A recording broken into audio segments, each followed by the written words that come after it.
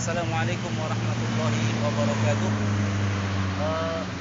Insya Allah perjalanan kita kali ini kita akan menuju ke suatu tempat namanya open house. Ya, katanya sih itu tempat nongkrongnya yang indah di Balikpapan. Salah satu tempat nongkrong yang indah di Balikpapan.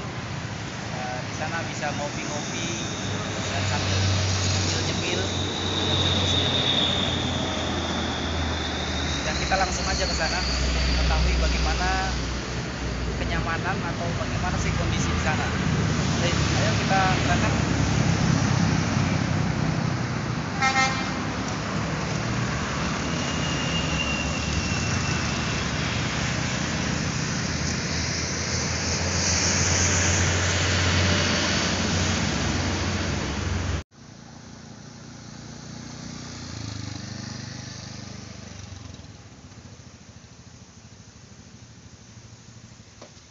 Alhamdulillah kita sudah sampai di lokasi open house. Ya, tepatnya ini di Jalan Puncak Marconi Atas. Ya, mari kita sekarang menuju lokasi. Ada apa aja di dalamnya? Insya Allah kita akan lihat bersama.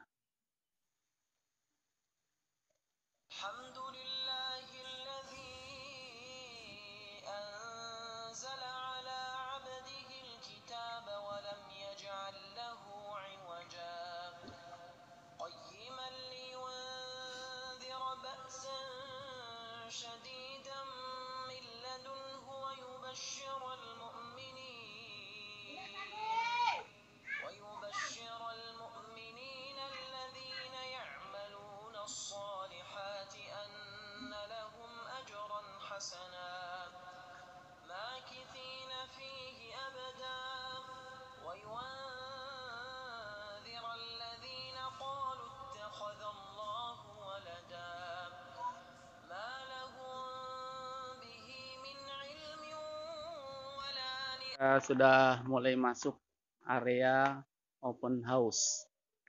Jadi di sini semuanya ini bentuknya ternyata dia kafe-kafe yang terpisah-pisah ya. Di sini ada kafe, di sini ada kafe kecil, di situ juga di dalam ada kafe kecil.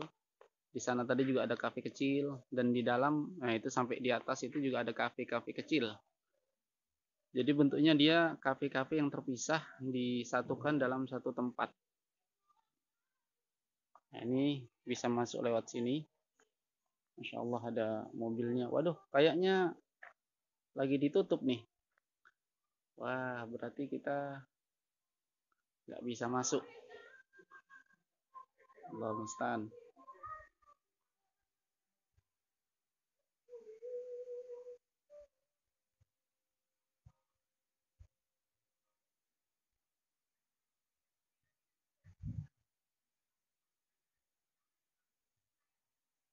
Ya, jadi di antara keunikan open house ini, dia ada mobil-mobil kuno ya.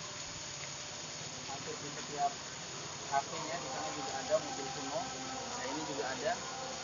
Ini di antara keunikannya, tampilan-tampilan dari depannya. Nah, ada kafe yang sudah terbuka sebagiannya. Kita naik saja di sini sambil melihat pemandangan kota Balikpapan dari arah atas. Jadi di sini terlihat kota Balikpapan. Masya Allah. Ya. Jadi di kafe ini terlihat kota Balikpapan hingga daerah lautannya. Masya Allah. Bismillahirrahmanirrahim.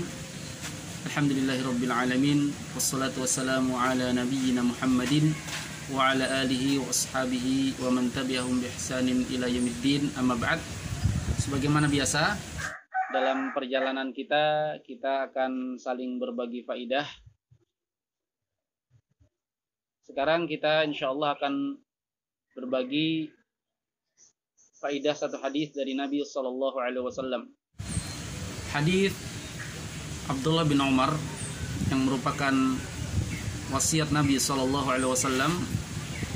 Pada waktu itu Abdullah bin Umar masih kecil ya, umurnya waktu itu masih 12 tahun. Ya.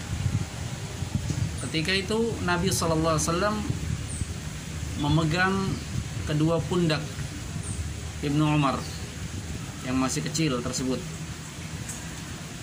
Kemudian Nabi SAW memberikan wasiat yang luar biasa kepada beliau, kun fid dunya ka'annaka gharibun aw 'abiri sabilin. Jadilah engkau di dunia seperti orang yang asing atau orang yang sedang dalam perjalanan, singgah di perjalanan. Ini adalah wasiat Nabi SAW yang luar biasa sebagai perbekalan bagi kita yang hidup di dunia. Bahwasanya hidup di dunia ini ibaratnya bagaikan seorang yang asing. Orang yang asing dimaklumi ya. Seperti orang bule misalnya, orang barat yang dia masuk ke Indonesia. Tentunya dia tidak ingin tinggal lama di Indonesia, tetapi dia ingin kembali ke negerinya. Dia mengumpulkan bekal-bekal, perkara-perkara yang bisa dia nanti bawa pulang ke negerinya. Demikian pula orang yang singgah dalam perjalanan. Tentunya orang yang singgah dalam perjalanan tidak ingin berlama-lama, tetapi dia hanya sekedar melepaskan letihnya, menyiapkan tenaga untuk melanjutkan perjalanan berikutnya. Makanya yang dibutuhkan bagi orang yang asing dan orang yang singgah dalam perjalanan adalah perbekalan, persiapan. Demikian kita hidup di dunia ini yang sebenarnya adalah kita melakukan perjalanan menuju Allah Subhanahu wa taala, menuju negeri akhirat. Maka watazawwadu fa inna khairaz zadi taqwa.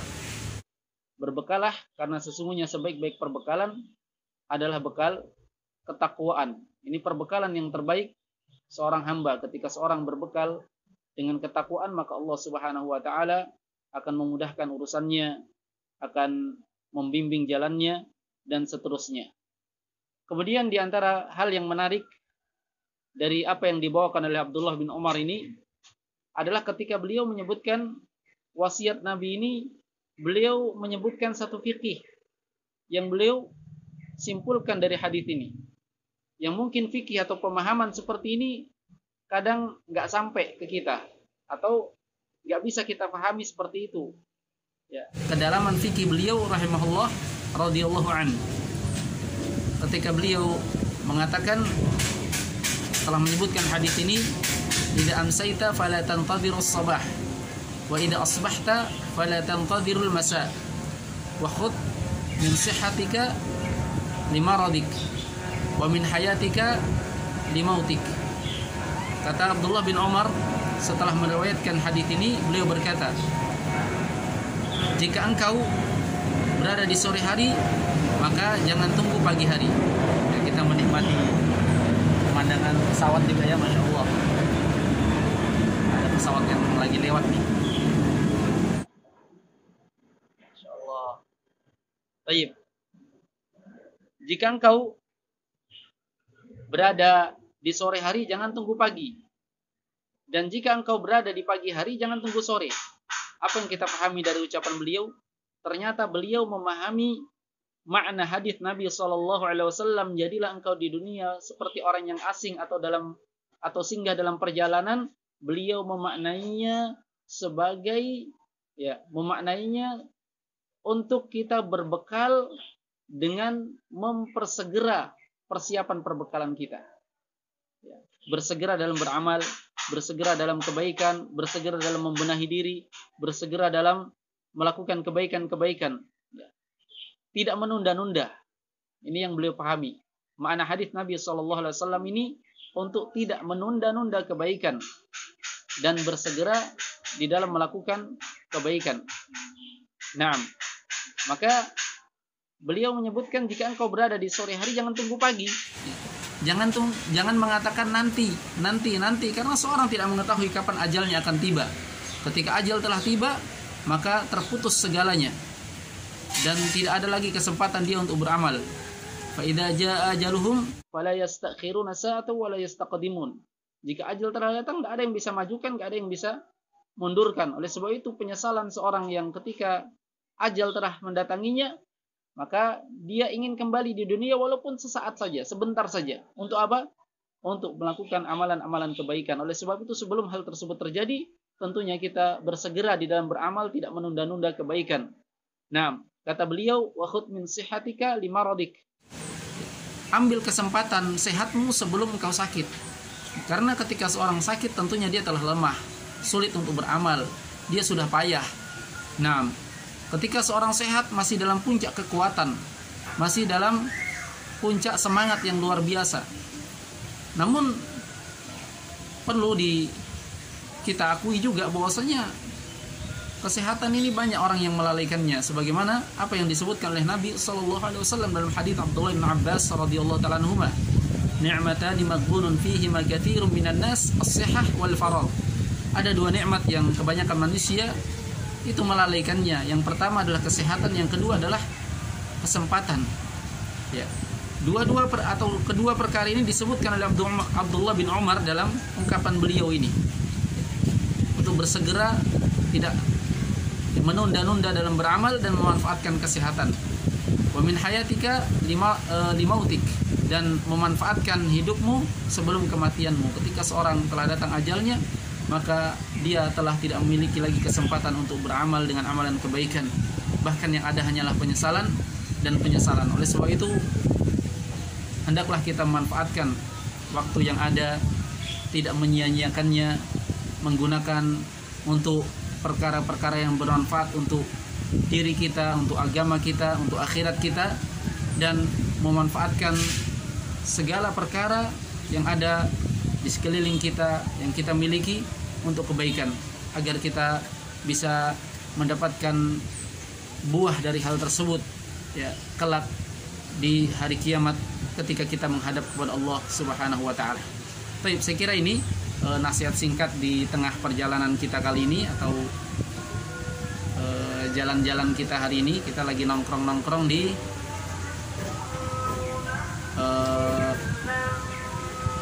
open house Balikpapan ya. Ini tempatnya di ketinggian cukup tinggi sehingga kota Balikpapan terlihat dari sini. Nah, Allahul musta'an. Sekira cukup. Insyaallah kita lanjutkan faidah-faidah lainnya di perjalanan-perjalanan berikutnya. Wassalamualaikum warahmatullahi wabarakatuh. Ya, jadi sebenarnya di sini banyak kafenya ya. Ini kita di satu kafe, situ ada juga ya, tempat minum, di situ juga ada, di sana juga ada itu. Yang jauh itu juga tinggi itu, bagus juga pemandangan di sana. Hanya saja ternyata di sini bukanya setelah zuhur, sedangkan kita tibanya sebelum zuhur, sehingga untuk bagian dalam yang ada kolamnya, terlihat dari sini kayaknya kolamnya itu ya. Dan kafe-kafe lainnya yang mungkin indah juga itu tidak bisa kita datangi. Insyaallah di lain waktu, jika memungkinkan ada waktu luang, kita bisa berkunjung lagi untuk melihat bagian dalamnya ya, karena waktu sudah mau masuk sholat zuhur. Kita sampai di sini dulu. Mudah-mudahan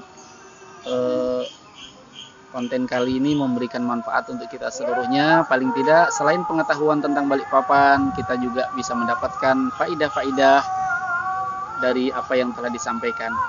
Barakallahu fikum.